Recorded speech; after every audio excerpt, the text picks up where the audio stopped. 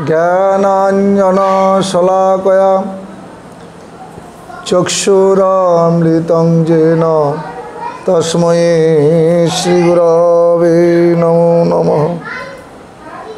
साद्वैत सवधूतं परिजनसहितं श्रीकृष्ण चैतन्य देवं श्रीराधा कृष्ण पदान् सहगण ललिता श्रीविशाखावितंश। हे कृष्ण करुणा सिंधु दीनबंधु जगत्पते गोपेश गोपिका कांत राधाकांत नमस्तुते। तप्त कांचन गौरांगी राधे वृंदावनेश्वरी वृषभानुसुते देवी प्रणमामि हरिप्रिया। वृंदा वै तुलसी देव्यै प्रिया वै केशवस्य च कृष्ण भक्ति प्रदे देवी सत्यवत्यै नमो नमः। वाञ्छाकल्पतरुभ्यश्च कृपा सिन्धुभ्येव च पतितानां पावनेभ्यो सकल सद्गुरु वैष्णवेर श्रीचरणेभ्यो नमो नमः। श्रीकृष्ण चैतन्य प्रभु नित्यानंद श्री अद्वैत गदाधर श्रीवासदि गौरभक्तवृंद। हरे कृष्ण कृष्ण कृष्ण हरे हरे हरे राम राम राम हरे हरे। ओम नमो भगवते वासुदेवाय ओम नमो भगवते वासुदेवाय ओम नमो भगवते वासुदेवाय।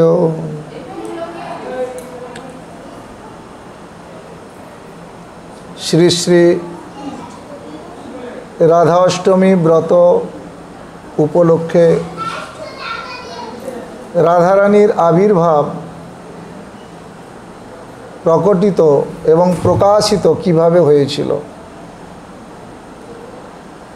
गोलोक बृंदावन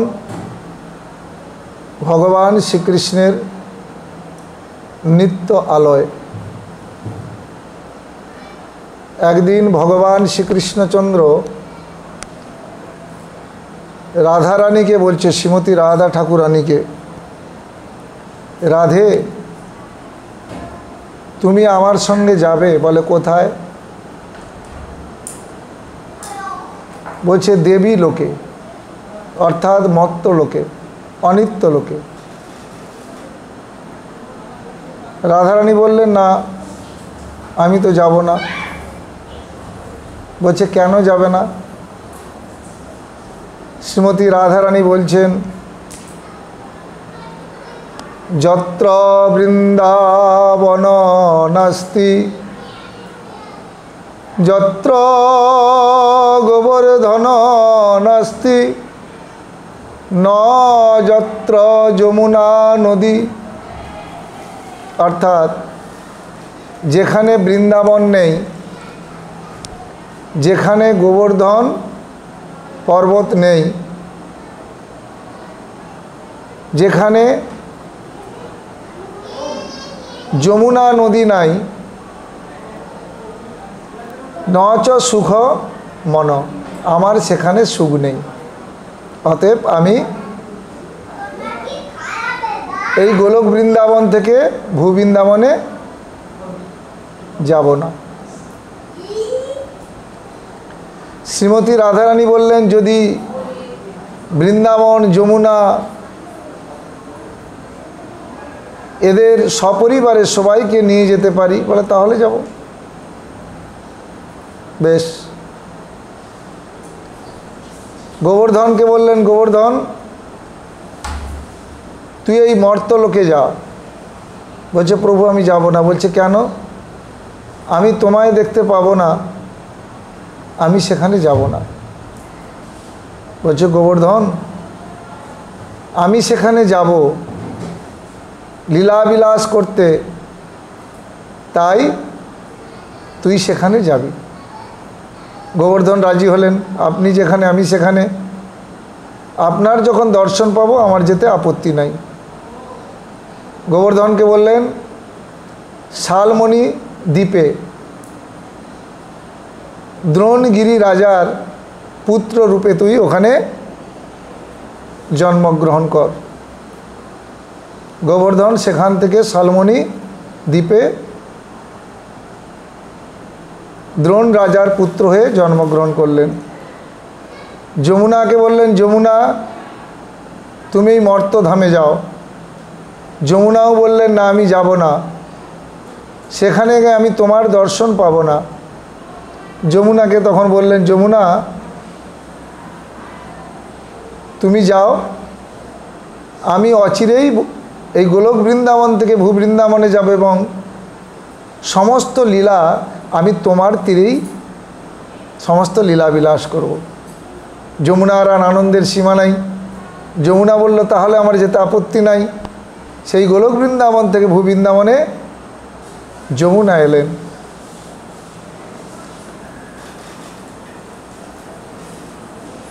বৃন্দাবন তিনি তো আসবেন যেখানে রাধাকৃষ্ণ,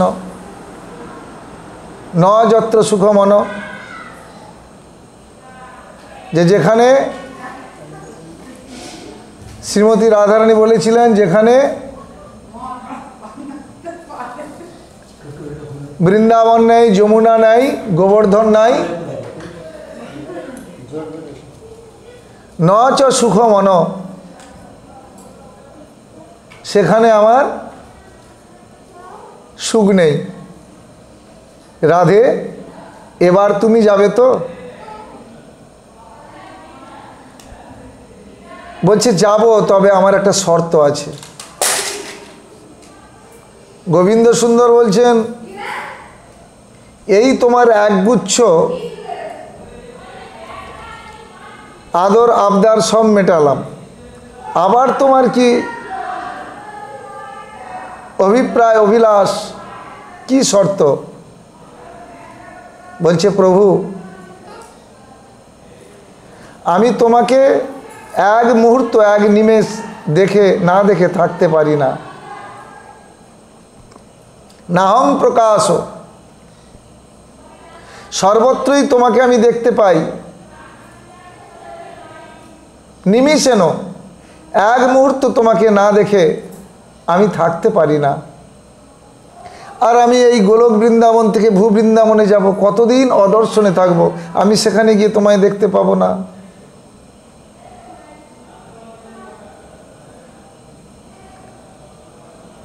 আমার শর্ত হলো, আমি এই গোলক বৃন্দাবন থেকে ভূবৃন্দাবনে যাব, তবে চোখ বুজিয়ে থাকব, চক্ষু মুদ্রিত করে থাকব। সর্বপ্রথম আমি যেন চোখ মেলে তোমায় দেখতে পাই। এই শর্ত যদি তুমি রাখো তাহলে আমি যাব। প্রাণনাথ গোবিন্দ সুন্দর বললেন, তথাস্তু তাই হবে। সেই শ্রীমতী রাধারানী ঠাকুরানী বিন্ধ্যাচল পর্বতের কন্যা হয়ে জন্মগ্রহণ করলেন। বিন্ধ্যাচল পর্বতের, হিমালয় পর্বতের কন্যাকে, হিমালয় কন্যা পার্বতী। কার সঙ্গে বিয়ে হয়েছিল? স্বয়ং শিব ঠাকুরের সঙ্গে। তো সহজাতীয় তখন বিন্ধ্যাচল পর্বতের একটু ঈর্ষা হলো যে আমারই বন্ধু, তার এমন সুন্দর একটা কন্যা, আবার এমন সুন্দর একটা জামাই পেল যে ত্রিভুবন জয়ী, ত্রিভুবনের মানুষ তাকে জানে। বিন্ধ্যাচল পর্বত গভীর সাধনায় বসলেন। ব্রহ্মা এলেন, বিন্ধ্যাচলকে বললেন, তোমার এই সাধনার কারণ কি? আমি তোমার সাধনায় প্রসন্ন হয়েছি, কি বর প্রাপ্ত হতে চাও? তখন বিন্ধ্যাচল পর্বত বললেন, আমায় এমন একটি কন্যা দান করুন, আমায় এমন একটি কন্যা রত্ন দান করুন, এবং সেই কন্যা যেন আমার যে জামাতা হবে সে যেন শিব বিজেতা হয়, মানে শিবের চেয়েও বড় হয়। সেই বিন্ধ্যাচল পর্বত একসাথে দুটি কন্যাকে প্রাপ্ত হলো ব্রহ্মার বরে, চন্দ্রাবলী এবং শ্রীমতী রাধা ঠাকুরানী। সেই সময় কংসের অন্যায়, অত্যাচার, অবিচার, ব্যভিচার, পুতনা বৎসরকাল সমস্ত ব্রজমণ্ডলের বাড়িতে বাড়িতে সমস্ত শিশু সন্তানদেরকে বধ করছে। কারণ কে মৃত্যুর কারণ হবে? কংস জানল যে বিন্ধ্যাচল পর্বতে দুটি কন্যা একসাথে হয়েছে, তার নির্দেশে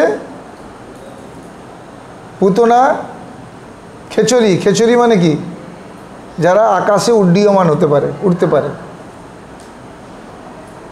সেই খেচরি পুতনা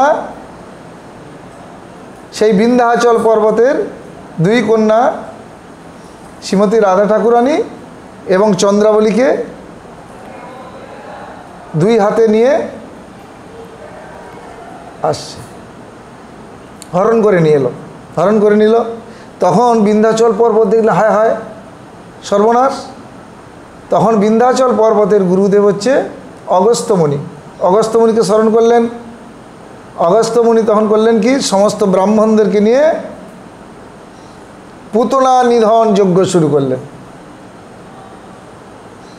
তখন বিন্ধ্যাচল পর্বত বললেন, না, পুতনা যদি মারাই যায় তাহলে দুটো কন্যারও ক্ষতি হয়ে যাবে, এমন একটা কিছু করুন আপনার মন্ত্রপ্রুত, যাতে করে ওই দুটো কন্যাকে ও আর ভার বহন না করতে পারে, সে ফেলে দেয়। তাই করল। তখন এই চন্দ্রাবলী আর শ্রীমতী রাধা ঠাকুরানী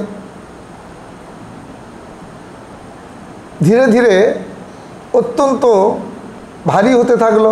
পুতনা সেই ভার বহন করতে না পেরে ছেড়ে দিলেন। তখন সেই চন্দ্রাবলী কোথায় অবস্থান করবে সবই প্রভুর ইচ্ছা, একটি পদ্মের মধ্যে পতিত হলেন। আর বিন্ধ্যাচল পর্বতের পাদদেশেই নর্মদা নদীর উৎসস্থল। নর্মদা নদী প্রচণ্ড ঠান্ডা। আর যখন শ্রীমতী রাধা ঠাকুরানী সেখান থেকে পতিত হচ্ছে, স্বয়ং লক্ষ্মী, একই আমারও আরাধ্যা শ্রীমতী রাধা ঠাকুরানী কোথায় কিভাবে পতিত হবে, তখন লক্ষ্মীদেবী করলেন কি, নিজের হাতে স্বর্ণকমলটা সজোরে নিক্ষিপিত করলেন। পুতনার হাত থেকে পড়ে গিয়েছে বা ফেলে দিয়েছে, সেটা পড়তে তো পড়বেই, কিন্তু কেউ যদি সজোরে ফেলে দেয় সেটা আগে পড়বে। তাই স্বর্ণকমলটা শ্রীমতী রাধা ঠাকুরানীর আগে আগে এসে সেই নর্মদা নদীর জলে পতিত হলো। শ্রীমতী রাধা ঠাকুরানী সেই স্বর্ণকমলের মধ্যে পতিত হলো।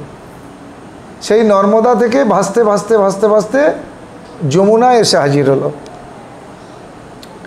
আর বিশ্বভানু রাজার দাদা হচ্ছে, জ্যেষ্ঠ ভ্রাতা হচ্ছে চন্দ্রভানু রাজা। চন্দ্রভানু রাজা এবং বিশ্বভানু রাজা দুজনেই ব্রহ্ম মুহূর্তে শয্যা ত্যাগ করে যমুনায় স্নান করতে যায়।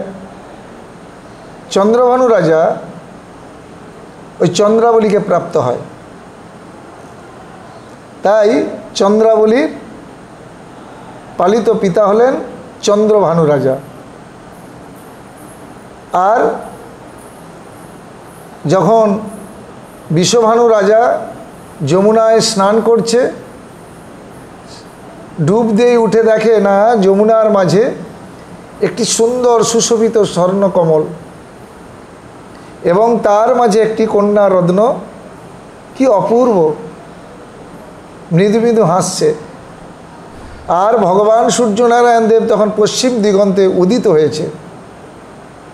তার সমস্ত চেষ্টা প্রচেষ্টা দ্বারা সেই রক্তিম আলো, কুসুম কুসুম সকালের আলো, তাপ কম আলো, এবং ভগবান সূর্যনারায়ণ দেব তার সর্বচেষ্টা দিয়ে সেই স্বর্ণকমলে সেই কন্যা রত্নকে আরও সৌন্দর্য করার জন্য তার সমস্ত শক্তি দিয়ে চেষ্টা করছে। যেমন যাত্রা হলে কি হয়, সে আলো দিয়ে সেই যারা যাত্রা করছে তাদের মুখে এমনভাবে তারা খুব সতর্ক যাতে করে খুব ভালো দেখায় বা সর্বাঙ্গীন সুন্দর হয়। তাই সূর্যদেব এমন সুন্দরভাবে সেই স্বর্ণকমলের মধ্যে তার আলো প্রকাশিত করছে, আরও সুন্দর বর্ধিত হচ্ছে। যমুনা তো আনন্দে আত্মহারা। যমুনা কি করছে, জোরে উঠেও হচ্ছে না, আবার খুব কম নয়, মৃদু মৃদু কম্পিত হচ্ছে, খুব মৃদু মৃদু। আর সেই মৃদু মৃদু কম্পিত জলে সেই স্বর্ণকমল বেশ মৃদু মৃদু দোদুল্যমান, আরও সৌন্দর্য বর্ধিত হচ্ছে। একে সূর্যনারায়ণ দেবের আলো, আর পবনদেব করলেন কি, নয় বেশি নয় কম, মৃদু মৃদু বায়ু বইছে, মৃদু মৃদু বইছে। এক কোথায়, সর্বাঙ্গীন সুন্দর। বিশ্বভানু রাজা দেখলেন কি, একই অঙ্গে এত রূপ দেখিনি তো আগে। এমন কন্যা রত্ন স্বর্ণ কমলের মধ্যে। তখন বিশ্বভানু রাজা সাঁতারে গিয়ে সেই স্বর্ণ কমলের মধ্যে কন্যা রত্নকে প্রাপ্ত হয়ে গৃহে ফিরে এলেন। বৃষভানু রাজা তপস্যা করেছিলেন। বৃষভানু রাজার পুত্র ছিল একটি, কিন্তু কন্যার জন্য পারছে, এমন একটি কন্যা রত্ন আমাকে দাও প্রভু, যেন আমার আর কন্যা রত্নের কোনো অভাব না থাকে। তো প্রাপ্ত হয়েছিল। বৃষভানু রাজা নিয়ে গিয়ে, বৃষভানু রাজার স্ত্রী কীর্তিদা গোপকন্যাকে বিয়ে করেছিল বৃষভানু রাজা। তো কীর্তিদার কোলে দিলেন। কীর্তিদা খুব আনন্দিত কন্যা রত্ন প্রাপ্ত হয়ে। তখন করলেন কি, দেখলেন এবং অত্যন্ত আনন্দিত হলেন, কিন্তু আনন্দের মধ্যে নিরানন্দ কি, চোখ বুজিয়ে আছে। কীর্তিদা অত্যন্ত দুঃখিত হলেন, এত সুন্দর কিন্তু তার মধ্যে অন্ধ হয়ে জন্মেছে। প্রচণ্ড দুঃখ। সমস্ত গোকুলবাসী ব্রজবাসী কাতারে কাতারে মানুষ আসছে বিশ্বভানু নন্দিনী শ্রীমতী রাধা ঠাকুরানীকে দর্শন করতে। মা যশোমতী এই সংবাদ পেলেন। আর মা যশোমতীর সখী ছিল বান্ধবী ওই কীর্তিদা। ভগবান শ্রীকৃষ্ণচন্দ্রকে কোলে নিয়ে, তখন মাস 6, কোলে নিয়ে উনিও শোয়ের কন্যাকে দর্শন করতে আসছে।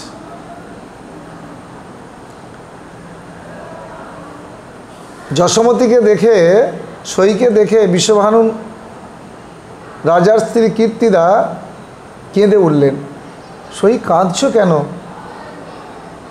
বলছে, দেখো না সই, এমন একটা সুন্দর কন্যা রত্ন পেলাম সাধনা করে, সেও আবার অন্ধ হয়ে জন্মেছে।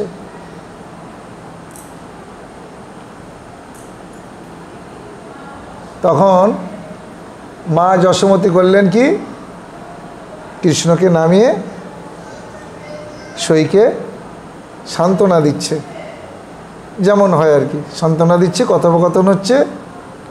সেই সময় সেই ফাঁকে হামাগুড়ি দিয়ে, তখন রাধারানীর বয়স 3 দিন কি 4 দিন, রাধারানী তখন একা শুয়ে রেখেছে। কৃষ্ণচন্দ্র, যশোদানন্দন, গোপাল হামাগুড়ি দিয়ে রাধারানীর কাছে গিয়েছে, চোখ বুজিয়ে আছে। তখন রাধারানী বক্ষে কৃষ্ণ তার হাতটা দিয়েছে। প্রাণ বধূয়ার হস্তস্পর্শে দিব্য আনন্দের অনুভূতি হলো শ্রীমতী রাধা ঠাকুরানীর। রাধা ঠাকুরানী বুঝতে পারলেন যে স্বয়ং আমার প্রাণনাথ এসেছে। চোখটি তখন খুলে দেখলেন। কেন? নিত্য আলয় গোলক বৃন্দাবনে বলেছিল যে আমি চোখ মিলে যেন আমি তোমাকে সর্বপ্রথম দেখতে পাই, দেখতে চাই। ভগবান শ্রীকৃষ্ণ বলেছিল, সেই কথা রাখল। এখন এখানে প্রশ্ন যে তাহলে সকালেই তো প্রাপ্ত হয়েছিল নাকি? সকালেই তো প্রাপ্ত হলো, তাহলে 12টায় কেন শ্রীমতী রাধারানীর অভিষেক আদি 12টার সময় আমরা পুজো পাঠ করি? প্রশ্নটা কঠিন, উত্তরটাও কিন্তু কঠিন, আবার খুব সরল। বলছে এক এক কল্পে এক একভাবে শ্রীমতী রাধারানী প্রকাশিত হয়েছে।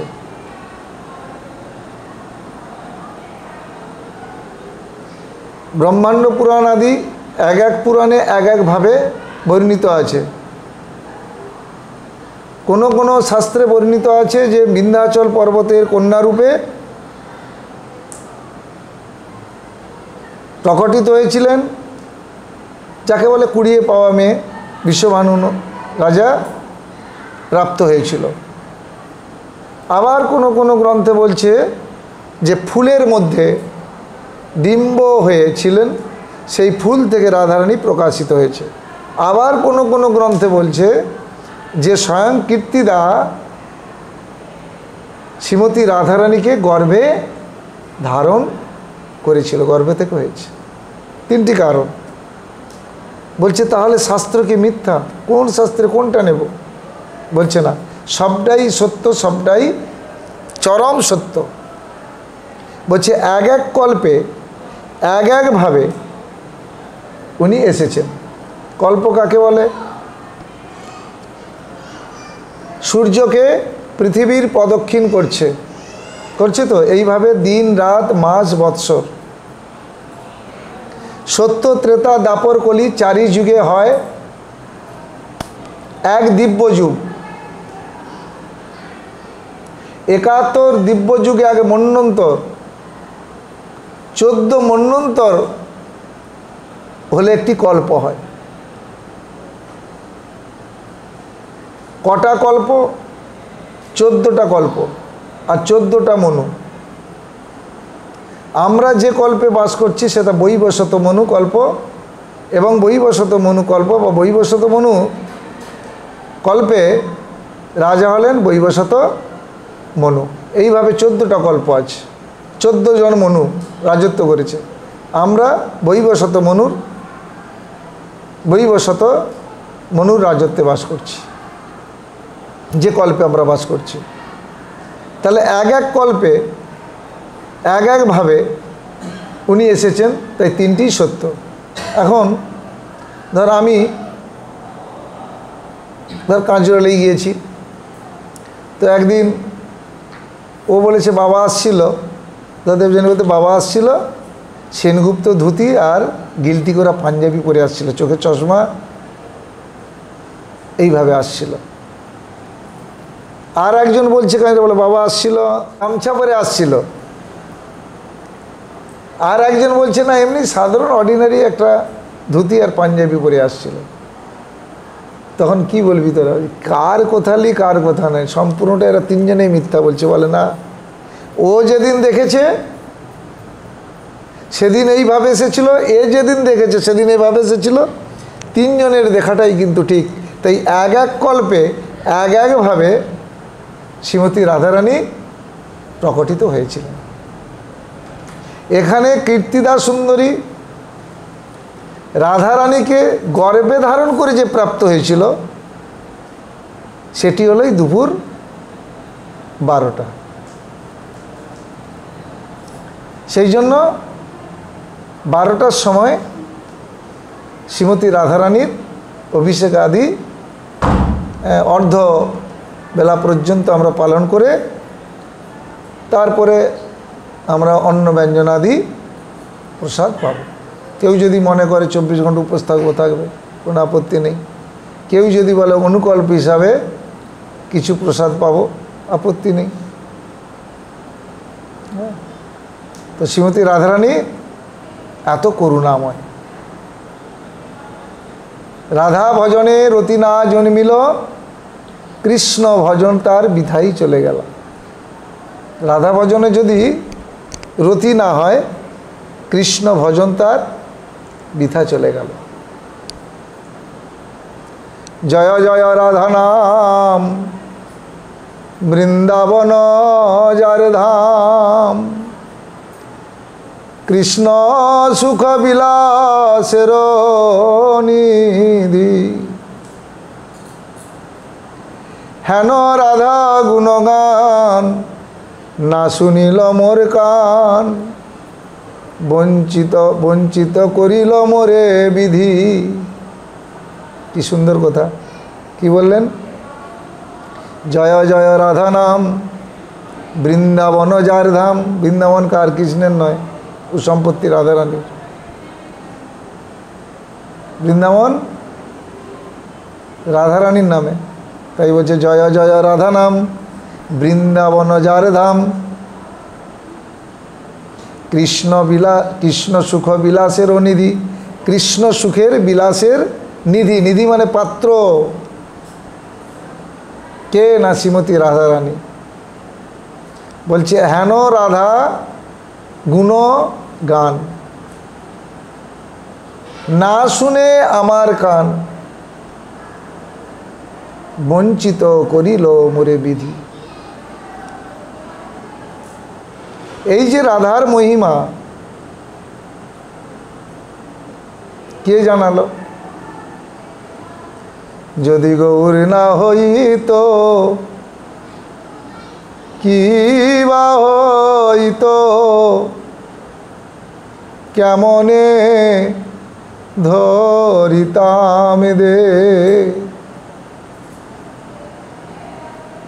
যদি আমার গৌর সুন্দর না আসিত, কি বা হইত, কেমনে ধরিত দে।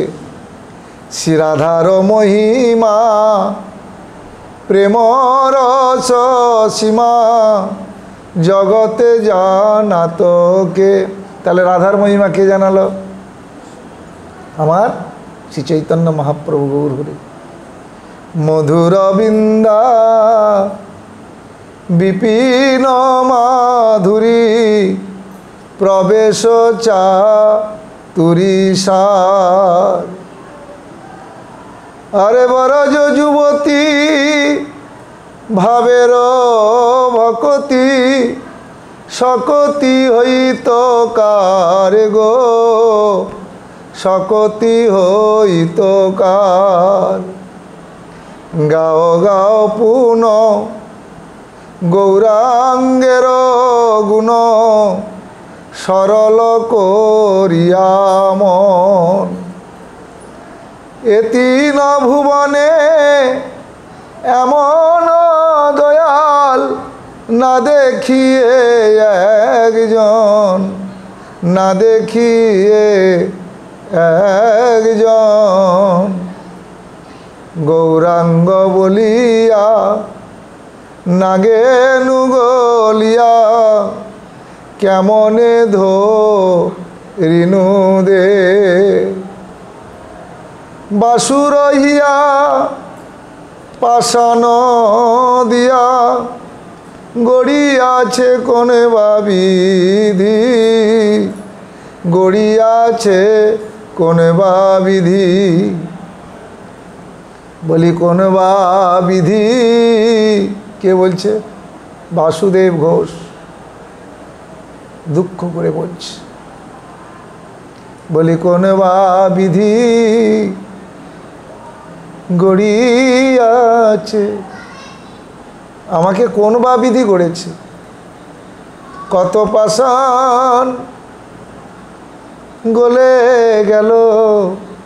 বলি আমার হৃদয়ে পাষাণ গলিল না,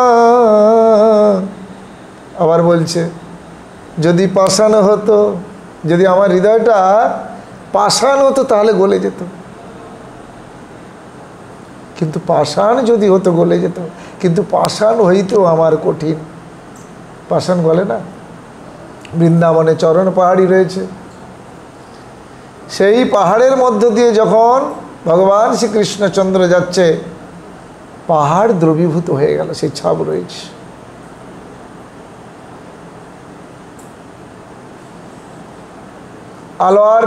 আলারনাথে যখন মহাপ্রভু সেই পাষাণের মধ্যে প্রণাম করলেন, পাষাণ গলে গেল, তাই মহাপ্রভুর সারা অঙ্গের ছাপ রয়েছে সেখানে আজ অদ্যাবধি। বহু বহু জায়গায় যত ছাপ, যদি মাটির মধ্যে ছাপ থাকতো মহাপ্রভুর তাতে মিলিয়ে যেত না। বহু জায়গায় পাথরের মধ্যে, তাহলে পাথর গলে গেছে। গয়াধামে গেলে দেখলে স্বয়ং মহাপ্রভুর চরণের ছাপ পাষাণ। তাই খেদ করে আরতির সঙ্গে বাসুদেব ঘোষ বলছেন, যদি আমার হৃদয়টা পাষাণ হতো না তাহলে গলে যেত, কিন্তু পাষাণ হইতো পাষাণ।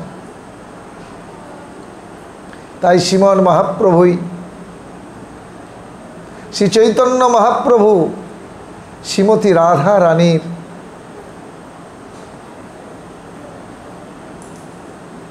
যে মহিমা তত্ত্ব সেটা প্রকাশ করলেন, না হলে আমরা শ্রীমতী রাধা রানীর মহিমা জানতে পারতাম না।